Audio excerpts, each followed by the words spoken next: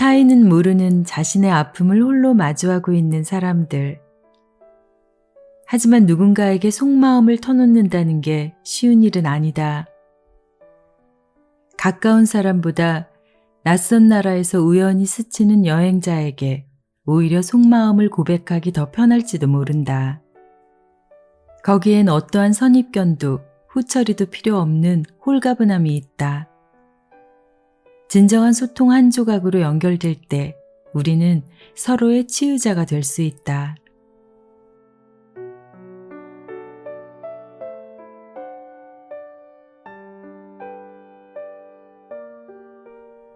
안녕하세요. 베아트리체의 책 산책입니다.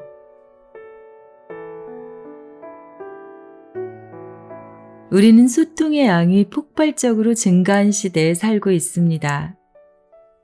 하지만 왠지 채워지지 않는 공허함이 느껴집니다. 이 시대의 소통을 한마디로 정의하자면 좋아요일 것이라고 이 책의 저자는 이야기합니다. 우리의 소통은 환영받을 만한 것은 수면 위로 올라오고 나머지는 점점 자취를 감추는 심각한 불균형 속에 있습니다. 마음속에 힘든 일들을 그대로 모아두면 병이 된다고 심리학자들 그리고 정신의학과 교수님들은 말합니다. 하지만 우리는 어른이 되면서 누군가를 붙잡고 이야기해봐야 큰 효용이 없음을, 더불어 가끔은 그 이야기가 내게 다시 더 큰 불덩이가 되어 되돌아온다는 것을 알게 되기도 하지요. 그런 이유로 마음 안의 이야기를 섣불리 누구와 이야기하기가 꺼려지기도 합니다.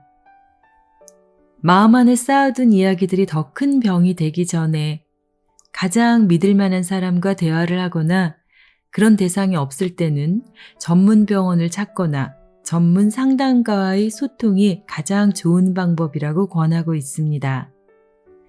이야기를 털어놓는 그 순간 치유가 일어난다고 하죠. 하지만 그럼에도 용기 내지 못하는 이들이 많습니다. 그렇다면 우리가 하지 못한 말들은 도대체 어디로 갈까요?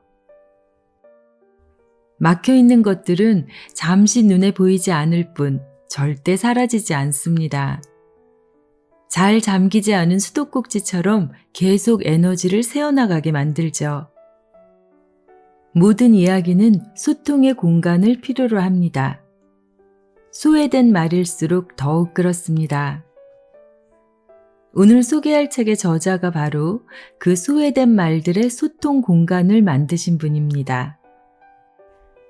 여기 이 세상의 누군가를 향해 자신의 하지 못한 말을 꺼낸 10만 통의 부재중 통화가 있습니다. 오늘 준비한 책은 조금은 이색적입니다.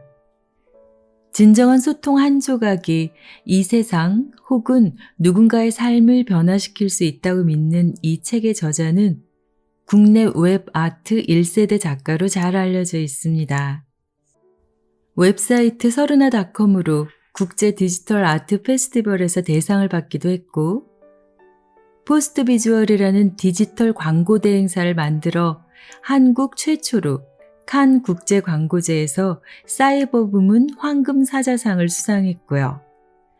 나이키, 이니스프리, 요한 킴벌리 등의 디지털 캠페인을 맡으며 70여 차례 해외 광고제에서 수상을 하기도 2019년에는 대통령 표창을 수상하기도 한 이력이 아주 화려한 분이십니다.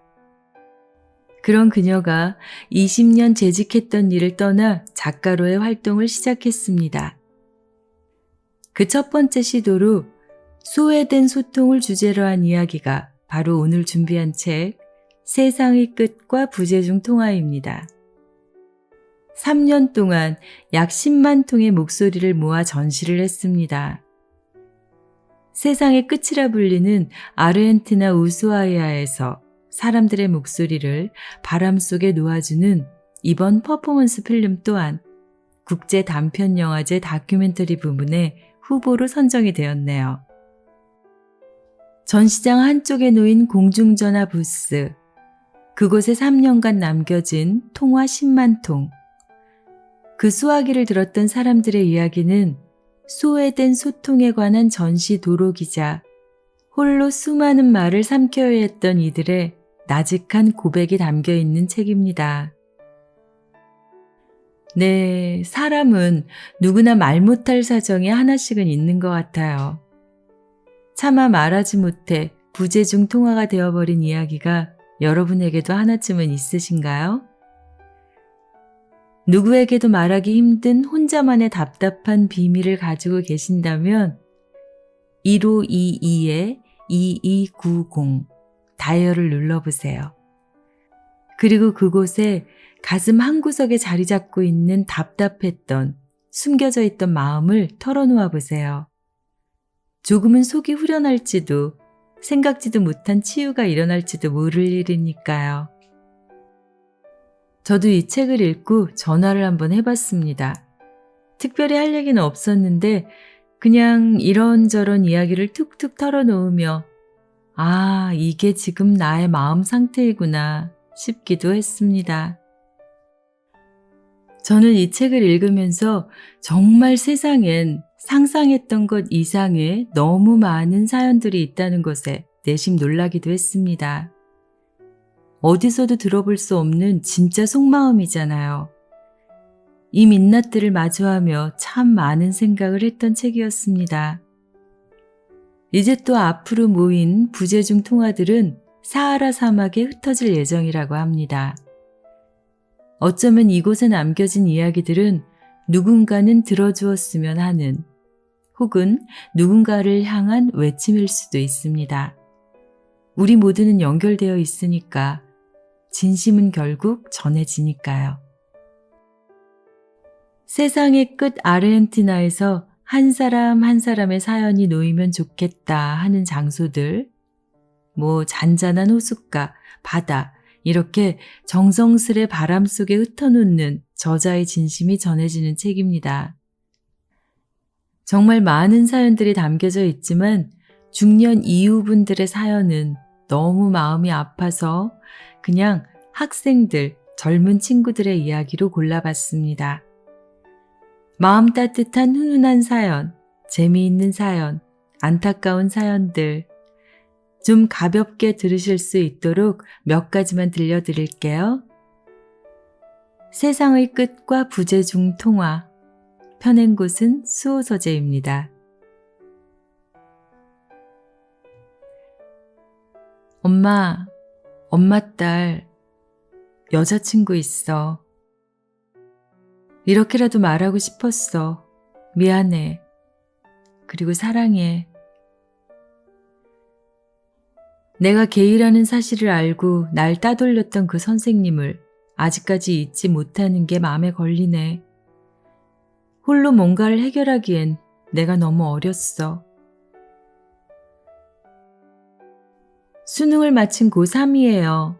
근데 결과가 좋지 않아서 지금까지 해왔던 게 다 아무것도 아닌 것 같아서 무서워요.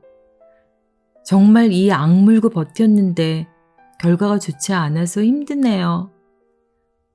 누군가가 이걸 듣는다면 제가 듣지 못해도 괜찮다고 한마디 해주세요. 그 한마디가 정말 듣고 싶은데 아무도 해주지 않네요. 저는 어렸을 때부터 아빠가 바람 피웠다는 게 큰 상처였는데요. 가족 모두가 알고 있지만 모르는 것처럼 다들 아닌 척 가면을 쓰고 살아가고 있는데 그게 너무 힘들었어요. 자꾸 원망하게 되고 그러는데 용서하려고요. 아빠가 언젠가는 솔직하게 다 말했으면 좋겠어요. 암이어서 수술했는데 항암 치료까지 다 했는데 20살인데 그게 너무 억울해. 아프다는 게 너무 억울해. 왜 나는 20살에 이렇게 청춘의 나이에 수술을 하고 그랬는지. 술도 먹어보고 싶었는데 못 먹었고 그냥 어딘가로 갔으면 해. 생일 축하드려요. 아빠 생신 때 전화를 드렸는데 전화번호가 바뀌셨더라고요. 영원히 못 뵐 거라고 생각하는 건 아니지만 그래도 몇 년 만에 전화 드렸는데 없는 번호라고 나오니까 조금 씁쓸하더라고요. 차라리 그때 아빠랑 통화가 안 된 게 다행인 것 같아요. 막상 됐으면 좀 어색했을 것 같아.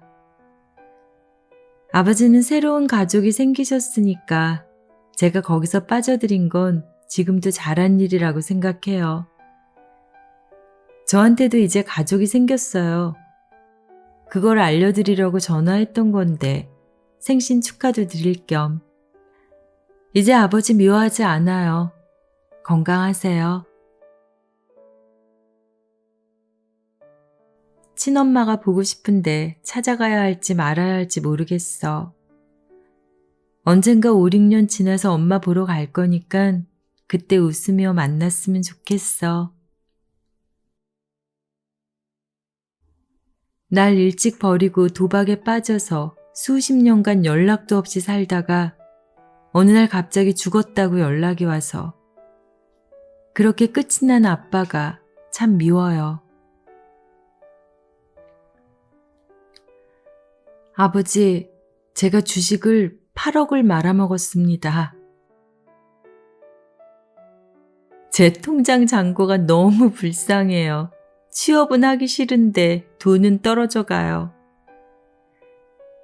나의 임용 삼수 실패, 어디 가서 말도 못해.